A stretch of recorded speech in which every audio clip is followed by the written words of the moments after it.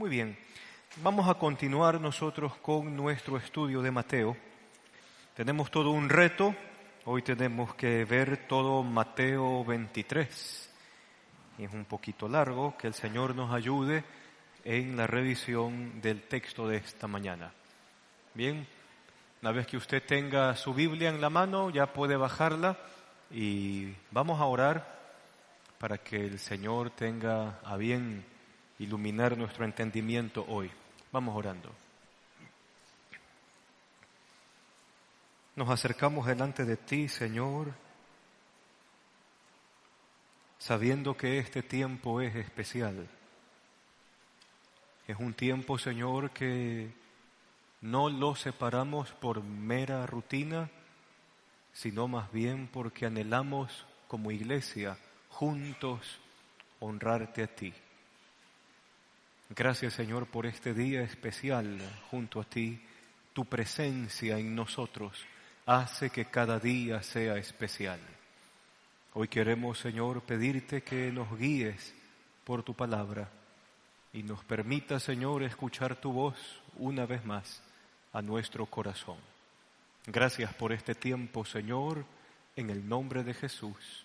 Amén. Amén. Antes de entrar al capítulo 23 de lleno, tenemos que puntualizar ciertas cositas. Para cuando Jesús está enseñando, nosotros habíamos conversado en ocasiones anteriores que existían distintos grupos de personas que tenían sus enseñanzas. Mucha gente les llama sectas de los judíos, preferiría llamarle grupos de judíos, y que diferían en determinadas enseñanzas. Dentro de estos grupos de judíos usted tiene que los celotes, los esenios, los escribas, los saduceos y un grupo muy especial que es el grupo de los fariseos. Probablemente su máxima referencia de fariseo sea la canción de Bobby Cruz, ¿no? Que cuelguen a Barrabás, pedían los fariseos. Y quizás de allí no salga más la idea de quiénes son ellos. Los fariseos tienen una historia muy especial y muy rica. Nosotros tendríamos que retroceder a aproximadamente al año 586 antes de Cristo. Mire usted hacia dónde tenemos que viajar. Viajemos en el tiempo allá y usted y yo nos encontramos en una época terrible, desolada. Es una época donde han venido los ejércitos de Babilonia, comandadas por Nabucodonosor, este rey babilonio famoso. Y Nabucodonosor tiene el cuidado de destruir la ciudad de Jerusalén y de destruir el templo. Entonces, para muchos judíos esto fue el acabose, porque ¿dónde vamos a adorar a Dios si ya no hay templo? ¿O cómo vamos a hablar de ciudad sagrada si Jerusalén ha sido destruida? Y es en medio de esta situación en que un pequeño grupo de judíos piadosos, judíos que temen a Dios, que buscan a Dios, que tienen celo de Dios y que han sido trasladados desde donde era su tierra a otras partes del imperio babilonio, son estos judíos que dicen: no importa que no tengamos templo, no importa que no tengamos ciudad santa, pero si tenemos la ley o la palabra de Dios, lo tenemos todo. Y durante todo ese tiempo, estamos hablando del 586 antes de Cristo, hasta la época de Jesús de Nazaret. Estamos hablando como unos 420 y pico de años después. En todo este tiempo fueron los fariseos los que sustentaron la fe del pueblo. Pero se da un pequeño problema. ¿Y cuál fue el pequeño problema?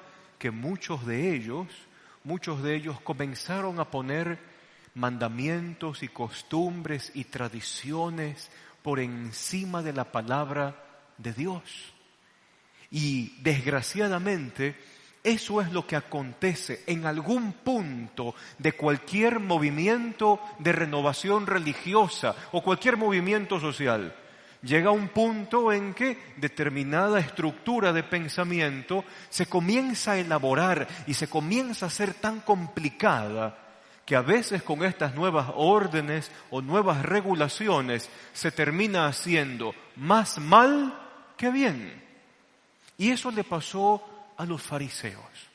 Cuando Jesús va a comenzar es un discurso un poquito extenso hacia los fariseos, es porque anhela corregir muchas cosas en este grupo de personas que por algún tiempo, como habíamos dicho, sustentó la fe de Israel allá, cuando estaban dispersados por el mundo entero. Entonces, vamos metiéndonos en este mundo de a poco. Capítulo 23. Después de esto, Jesús dijo a la gente y a sus discípulos: los maestros de la ley y los fariseos tienen la responsabilidad de interpretar a Moisés. Es lo que ellos hacían, interpretaban la palabra de Dios. Así que ustedes deben obedecerlos y hacer todo lo que les digan. Se entiende que las enseñanzas de ellos eran enseñanzas piadosas, en muchos casos. Pero mire la siguiente cosa que dice Jesús: pero no hagan lo que hacen ellos. Y en esta frase se centra el gran problema, no solo de los fariseos de la época, sino de nosotros hoy. ¿Y qué dice esa siguiente frase? Porque no practican lo que predican. Y esta ambigüedad es lo que Jesús tiene que tratar, porque es terrible. Es terrible. Hace de mí o de cualquier persona una persona hipócrita. Y probablemente usted pueda tener, y yo puedo tener mi cuadro de valores, yo puedo tener quizás la forma en cómo procedo, y probablemente la enseño, probablemente la transmito a mis hijos, a mi familia, a mis amigos. Pero ¿sabe qué? Las cosas y los valores se ponen a prueba cuando la situación le llega a usted. Allí se pone a prueba todo. ¿Y qué es lo que llama la atención Jesús? El centro de todo es que a veces decimos, enseñamos cosas que en nuestra vida no la ponemos en práctica. Y decimos no robar. Y probablemente nos centramos solamente en el chico que anda por la calle y agarra el celular que usted tiene en su mano y se lo lleva. Eso es no robar. Pero no nos sentamos a pensar en qué otras nuevas clases de robos existen. Mentir a las autoridades. Quizás en algún negocio mandar ciertas cuentas como pérdidas. Quizás si yo exporto o importo mercadería, rellenamos el registro con otros códigos para que salgan otros valores en el papel final. Quizás no practico lo que predico. Probablemente tengo una postura frente a la sexualidad muy definida. Y qué sé yo, usted y yo podríamos estar de acuerdo en posturas frente a la fornicación, el adulterio, la relación sexual entre personas del mismo sexo. Pero en el momento en que las cosas o alguna situación nos comienza a tocar a nosotros, inmediatamente nosotros bajamos el estándar. No practicamos lo que predicamos. Si usted y yo nos encontramos en algún punto de esos, Jesús a usted y a mí nos llamaría la atención. No practican lo que predican. 4. Atan pesadas cargas y las ponen sobre las espaldas de los demás, pero ni ellos mismos, ¿qué es lo que no hacen? No están dispuestos a mover ni un solo dedo. Aquí viene lo siguiente. Decíamos en un principio que determinado marco o de pensamiento o quizás movimiento religioso, social, político, cualquiera que sea, en algún momento tiene un aire renovador, pero en algún punto de su historia, del movimiento que se ha levantado, comienzan a hacer tantas cosas que ahora va en desmerecimiento de la gente. Existe una novela, el autor es un señor de apellido Sheldon. La novela se llama En sus pasos, una novela cristiana. Más que novela, fue algo que aconteció en la vida real allá en el cristianismo anglosajón del siglo XIX. Y entonces era súper interesante porque la novela se trata de que están toda la gente en un culto y de repente por las puertas de la iglesia entra un borrachín que ha escuchado el mensaje de esperanza y entra por la puerta de la iglesia y los ujieres no lo quieren dejar entrar. ¿Y por qué no lo quieren dejar entrar? Porque esta es la iglesia y ese hombre apesta. Ese hombre huele a trago y huele a vómito. Ese hombre no se ha bañado en 3 días, está vestido de harapos. Y a la iglesia no se viene así. No le podemos recibir. Que se vaya a su casa, se cambie de ropa, se bañe, se ponga perfume y ahí venga a la iglesia. ¿Qué le parece eso? Son pesadas cargas que uno mismo ha creado y que impiden a los otros acercarse a Dios, a Cristo. Y en ocasiones, tristemente, usted y yo nos convertimos en piedra de tropiezo para que otros conozcan al Señor. Y lo peor, y esto es lo que Jesús pone allí de por medio, lo peor, inventan las cargas, ponen las cargas y no ayudan siquiera a llevarla. En el caso de esta novela de En sus pasos, la iglesia no supo qué hacer en un principio y después Dios tiene que tocar los corazones para que ellos entiendan qué es lo que Dios quiere hacer con aquel borrachín que está entrando con toda esta facha o esta traza inaceptable, ¿no? Y después la iglesia recibe una transformación, Dios la cambia. Se dan cuenta que habían estado viviendo un mundo farisaico, ¿no? Fariseo. ¿Qué hacen? No practican lo que predican. Verso 5. Y aquí viene la intención del corazón, ¿no? Jesús ya marcó cuál es el problema, ya marcó cómo se manifiesta el problema y ahora viene la intención del corazón. Porque todas las cosas que los fariseos hacen son ¿para qué? Es para que la gente los vea. Y entonces aquí viene un asunto. Jesús ya ha venido enseñando en discursos anteriores la postura de que cuando nosotros demos o vamos a ser generosos con alguien, ¿qué decía Jesús?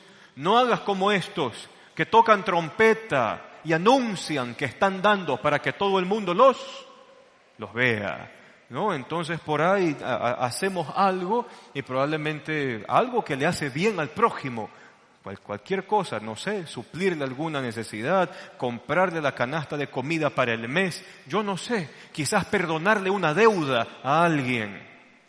Pero ¿cuál era la enseñanza de Jesús? Que no sepa tu izquierda lo que hace tu derecha. Y es interesante porque si esto es una frase hebrea, ese hebraísmo nos deja entender más o menos que cuando yo hago algo, más o menos así, para que la mano que está acá ni se dé cuenta que esta mano de acá se ha movido. O sea, es un asunto de ética, de una ética terrible y que dista mucho con nuestra forma de proceder en el siglo XXI. Porque hoy, cada vez que hacemos algo, tenemos un logro o le hacemos el bien al prójimo, inmediatamente hay algo que funciona mal en nuestro corazón y queremos el reconocimiento de los demás. Y eso es triste, porque eso me deja entrever a mí, nos debería dejar entrever a todos nosotros, de que nuestro objetivo nunca fue honrar a Dios. Esto debería dejarnos ver de que nuestro objetivo jamás fue hacerle bien al otro. Eso deja entrever lo engañoso, mentiroso y perverso que es nuestro corazón, al pretender que la alabanza del resto se eleve para mí. Triste, pues todo lo que hacen es para que la gente los vea. Paréntesis histórico y de costumbres. Mire lo que dice al final del verso 5. Usan filacterías grandes y adornan sus ropas por borlas vistosas. Verso 6. Se mueren por el lugar de honor en los banquetes y los primeros asientos en las sinagogas. Y también se mueren porque la gente los salude en las plazas y los llame como Rabí. Y esto es más interesante todavía. Volvamos otra vez a la historia. El Señor en el Deuteronomio, este libro que a veces mencionamos aquí, en el Deuteronomio en el capítulo 6, pone determinadas buenas costumbres, buenos hábitos que debe haber en una casa y en una familia. Entonces dice el Deuteronomio desde el 6, desde el verso 4 en adelante, ama al Señor tu Dios con todo tu corazón, con toda tu alma, con todas tus fuerzas, con toda tu mente. Y estas palabras que yo te mando hoy estarán sobre tu corazón, se las dirás a tus hijos, hablarás de ellas al levantarte. Y había una frase interesante en el Deuteronomio que decía, estas palabras, átalas a tu mano derecha y ponla como frontales entre tus ojos. Ahora, este refrán, por si acaso, este refrán del Deuteronomio 6, del 4 en adelante, de la mano derecha y de los frontales, ojo, desgraciadamente se malinterpretó. ¿Y por qué se malinterpretó? Porque con el tiempo los judíos comenzaron a usar unas cajitas aquí en la mano derecha, y dentro de esas cajitas de madera metían pedacitos de pergamino con la palabra de Dios escrita. Otras cajitas aquí venían aquí en la frente, y dentro de la cajita un rollito de papiro con la palabra de Dios escrita. Ya tiene la palabra de Dios en la mano derecha, ¿y en dónde? Y como frontal entre sus ojos. Pero este refrán apuntaba ¿a qué? A que la persona debía en cada uno de sus actos, por eso se habla de la diestra o de las manos, que cada uno de sus actos tiene que estar caracterizado por la palabra de Dios. Ese mismo versículo apunta a que todo pensamiento que yo tengo dentro de mí y la forma en que yo miro el mundo debería estar matizada por la palabra de Dios. Es decir, mi hacer, mi pensar y mi cosmovisión debería ser siempre afectado por la palabra de Dios. Desgraciadamente, los fariseos para la época de Jesús solo se quedaron con la cajita y la cajita. Y de allí no pasaron. Y el hacer y el pensar y el contemplar según Dios hace, ve y piensa, se dejó a un lado. Y entonces aquí viene la crítica de Jesús. Usan estas cajitas, se ponen unas cajotas inmensas para que todo el mundo piense y diga, ¡ah! ¡Qué piadoso que es! ¡Qué grande que es! ¿Cómo podría pasar algo similar en nuestro mundo? Para ponerle un ejemplo un poquito inverosímil. Entonces a veces usted y yo, ¿no? Vamos a la librería cristiana, voy a usar mi Biblia de mal ejemplo, vamos a la librería cristiana y entonces buscamos la Biblia más grande. No. La que tiene los comentarios de los 10.000 teólogos más chéveres de todo el mundo. ¿Y cuánto cuesta la Biblia? ¿Qué sé yo? $100. Y usted pasa la tarjeta y tiene su biblión con usted. Muy bien, entonces usted va a todas partes con su Biblia grande. Entonces la pregunta de Jesús sería, ¿cuántas veces en la semana la abre, la lee y la estudia? Porque esa es la tragedia del mundo cristiano, que teniendo la palabra de Dios a su alcance, no la lee, no la estudia, no la medita. Y esto pasa en otras iglesias. En la Alianza San Borondón no sucede así. Pero en otras congregaciones el único día que se abre la Biblia es el día domingo y en el culto. Pero entre semana no se estudia la Escritura, no se la lee, no se la medita, no se la piensa, no se la está trabajando. Pero como le dije, eso aquí no pasa. Y entonces tiene el biblión inmenso de toda la vida, no la lee. Triste, y después vienen esas preguntas como, ¿será que los ángeles son los ovnis? Vaya a la Escritura. Tiene el biblión. Pero quien ve al hermano Tito, ¿no? Por si acaso, a mí me gusta mi Biblia, ¿ya? Pero por si acaso ven al hermano Tito, entonces ven que el hermano Tito tiene un biblión de este tamaño y dice, ¡wow! Ese hermano sí que es espiritual. Pero le pregunto algo, ¿serviría que yo tenga el biblión de este tamaño? Que quizás yo sepa las cosas correctas, si no vivo lo que aquí está escrito y si no practico lo que predico, no me sirve de nada. Quedo en deuda. Entonces Jesús comienza a hacer uso de eso. ¿Qué otras tradiciones podríamos pensar dentro del mundo evangélico, ¿no? Entonces, qué sé yo, viene acá a la iglesia y dice, hablemos de esta forma porque estamos en la casa del Señor. ¿De qué sirve que usted haga eso si usted en su casa tiene un griterío? No sirve de nada. No sirve absolutamente de nada. Pero sigamos. Ya resolvimos ese asunto de costumbre. Mire otra cosa que Jesús puntualiza en el verso 6. Les gusta que les llamen rabí. Si usted ha puesto atención al texto, le comento. Llega un punto en que estos fariseos en la historia comienzan a tener discípulos. Obvio, la gente quiere aprender de ellos, quiere escucharles a ellos. Y en un principio la gente viene este reconocimiento natural, ¿no? Más o menos, mira, el fulano, él es un maestro, ¿no? Ok, hay un reconocimiento natural. Es un rabí. Rabí significa maestro, ¿no? Es un maestro, conoce la palabra de Dios.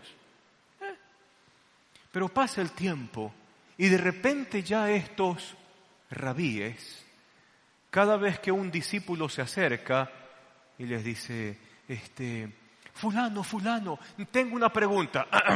¿Cómo que fulano? Rabí, aunque te demores un poquito. Entonces es como que usted venga otra vez. Por eso aquí nosotros, el hermano Andrés y yo, le fregamos a usted la vida diciéndole, llámenos Tito, llámenos Andrés, porque así nos llamamos. En otros lugares, porque esto no pasa aquí, nunca pasa nada aquí, ¿no? Usted se podrá topar con personas que, mire fulano, pastor. Hay otros títulos, ¿no? Apóstol, profeta. Y cuidado, toque al ungido. ¿Y qué es lo que dice Jesús? Este asunto de los títulos con el pueblo de Dios no va.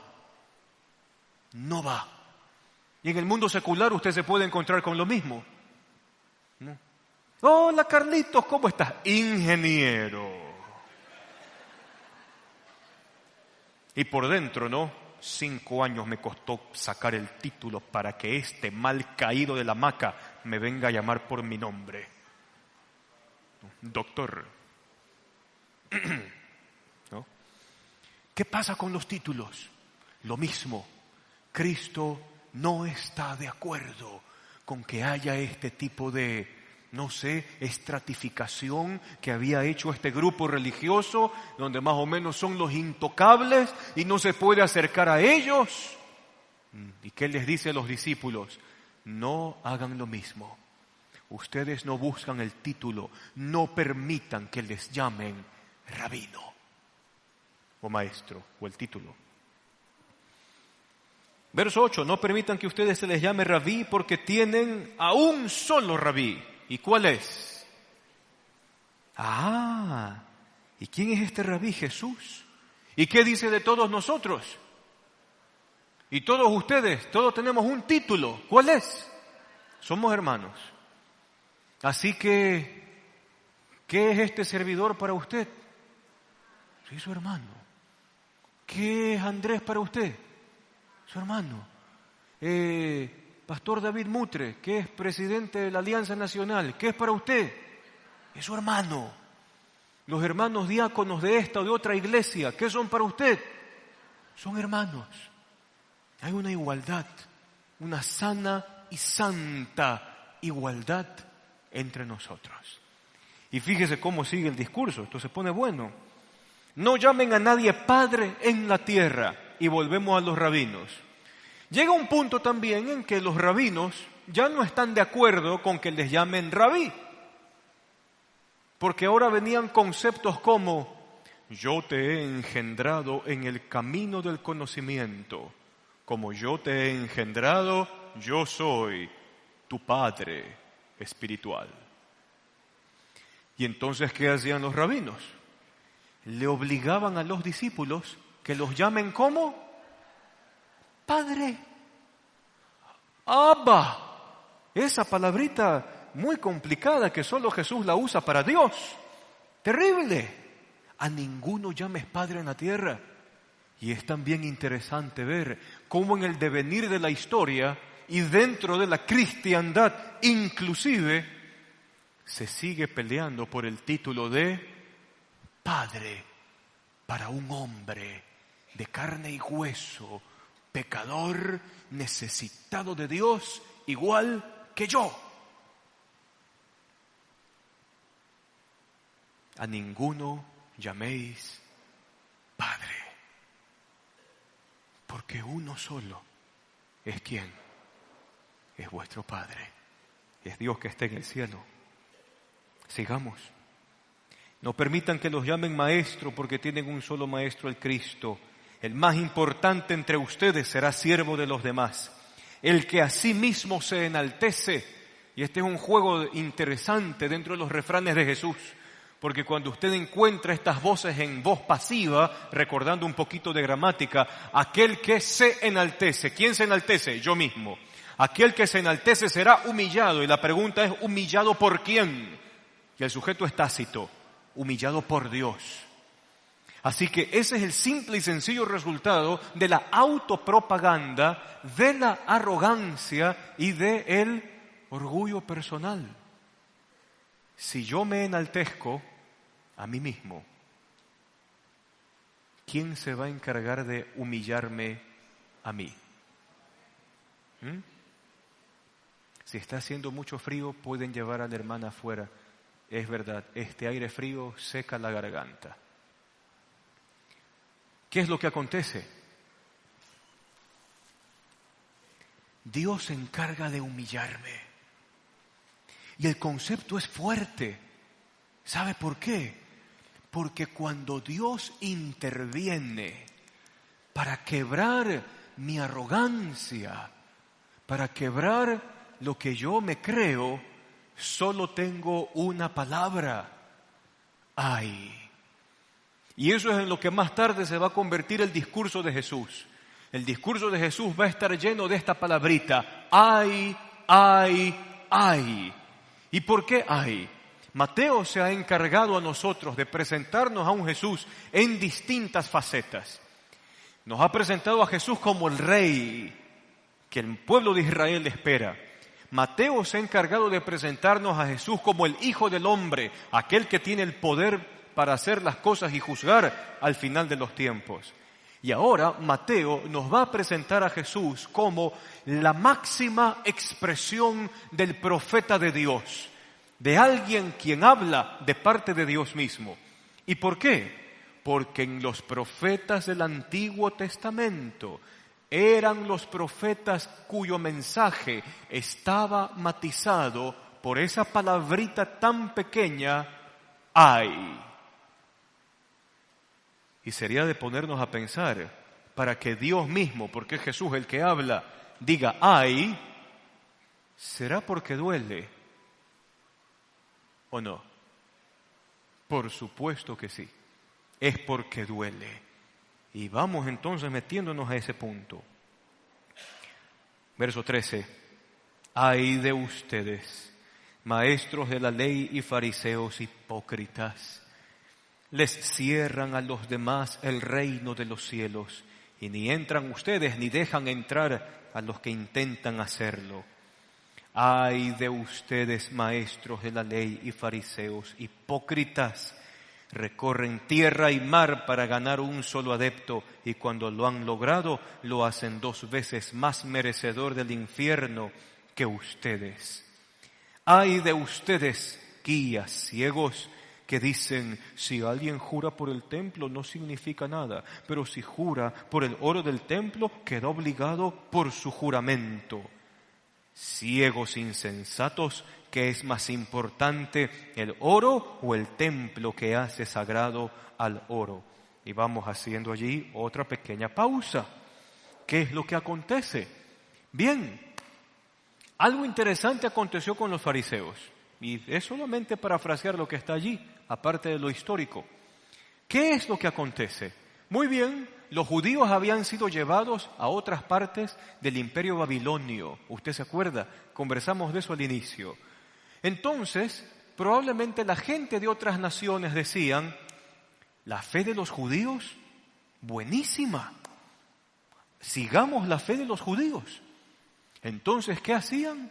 Mandaban cartas, digamos, a los rabinos más poderosos o los que tenían la autoridad, y ellos se hacían el viaje a donde quiera que sea para llegar, circuncidarlo, meterlo en un bautisterio por purificación y declararlo judío. Pero qué interesante que una vez que estaba adentro, o sea, podría ser considerado un judío más, comenzaba la desgracia.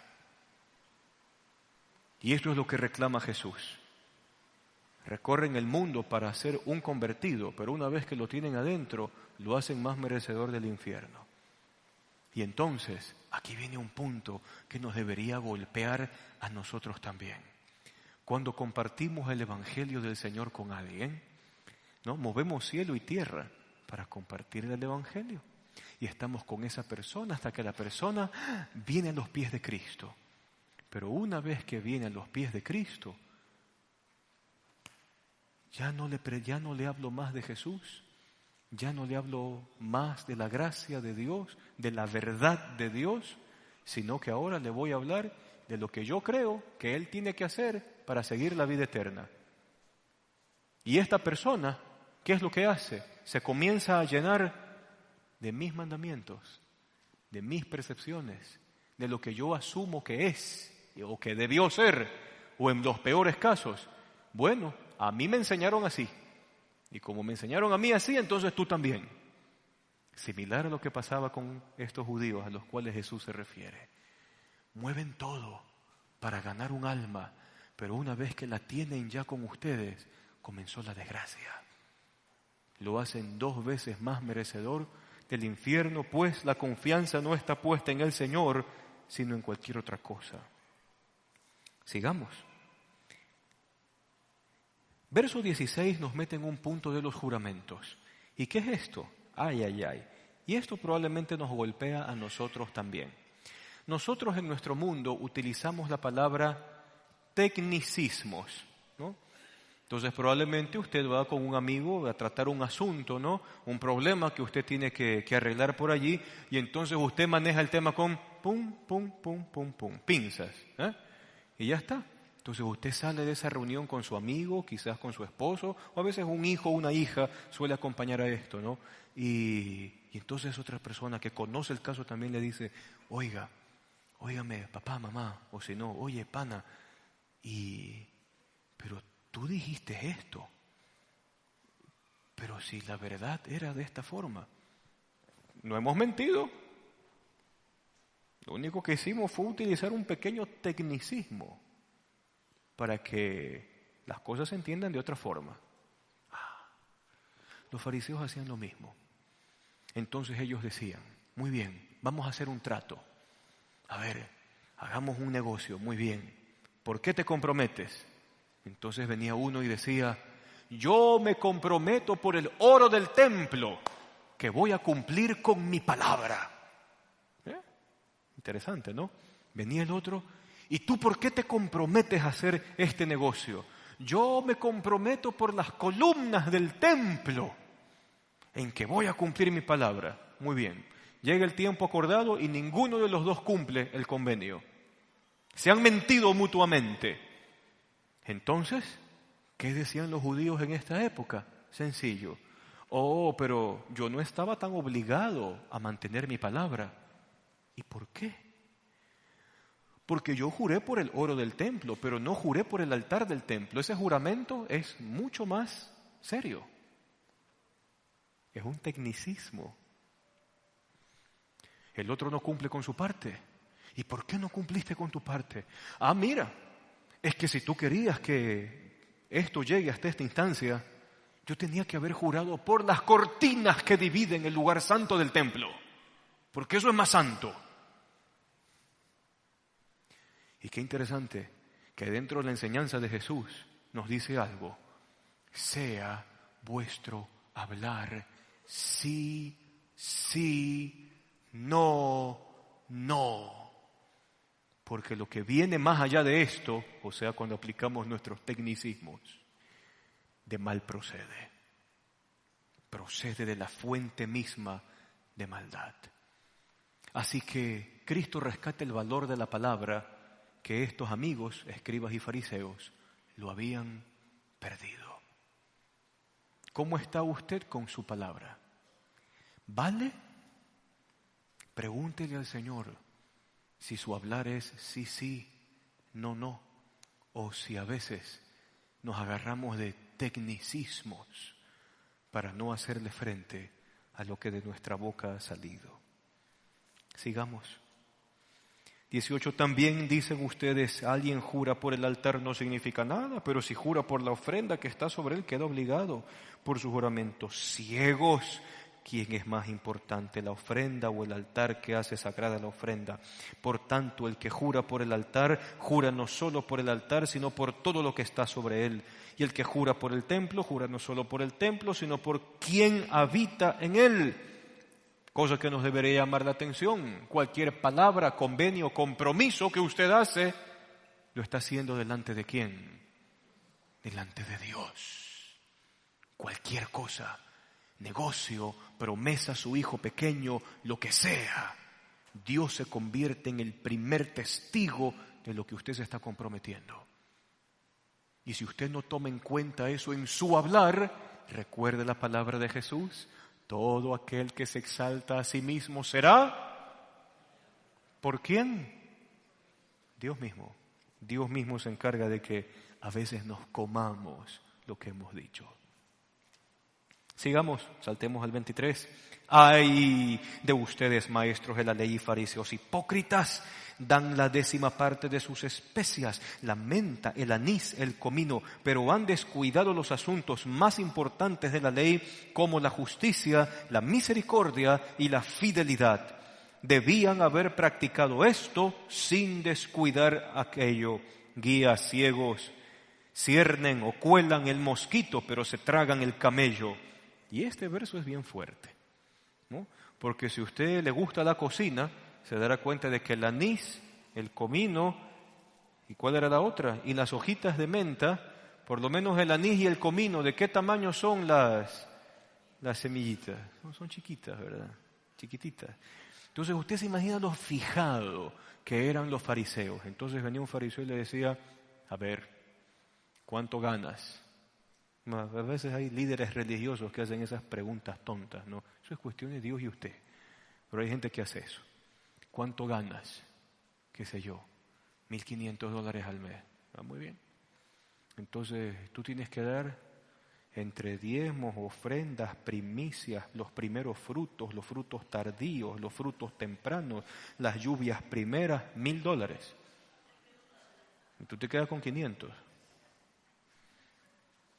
¿Qué más tienes? No, es que mi esposo me compró un perfume para mi cumpleaños. Hay gente que pregunta enfermizamente esas cosas. ¿Cuánto cuesta el perfume? ¿Qué marca es? Amazon.com. Ya tiene cómo saber los precios de todo. Mira, tu perfume cuesta, qué sé yo, $100. Tienes que poner 10 más a los 1,000 que ya calculamos. Y se convierte en un agarro del muchacho, ¿no? Hasta que le salga la última moneda. ¿Y qué pasa? Se olvidan de lo importante, el espíritu de la ley de Dios, la justicia, la misericordia, ¿y cuál era la otra? Y la fe. ¿Qué cosas? Así que vamos conversando de esto, ya que usted escuchó al hermano Andrés hablando allí en el video. No sirve que su diezmo y su ofrenda vayan a esas cajas si su vida no habla de un Cristo vivo. Su dinero no vale. En última instancia, no gracias. No sirve de nada. No sirve de nada que usted gire el cheque o que ponga algo cuando se recoge si la vida de uno no ha sido tocada por la verdad de Dios, por la fe en el Señor, por su justicia y por su misericordia. Por eso aquí en la Alianza San Borondón no queremos su plata. Queremos que usted sienta y disfrute el cambio de corazón que Dios puede hacer. Eso es todo. Y la generosidad, eso vendrá después. Así que tenga presente eso. Y viene Jesús con este dicho tan duro, ¿no? Cuelan el mosquito, o sea, más o menos de lo chiquito, hasta en lo chiquito están allí, pero dejan pasar lo importante, se tragan el camello. El refrán es fuerte para la época. Ay de ustedes, maestros de la ley y fariseos hipócritas, limpian el exterior del vaso y del plato, pero por dentro están llenos de robo y de desenfreno. Fariseo ciego, limpia primero por dentro el vaso y el plato, y así quedarás limpio también por fuera. Es decir, la ética o la forma de proceder hacia afuera debería partir ¿de dónde? De un corazón transformado y limpio. Esto hace recordar un poco lo que aconteció en Francia en una época en que estaba muy difícil conseguir agua para poderse bañar. Aparte que el frío es interesante, ¿no?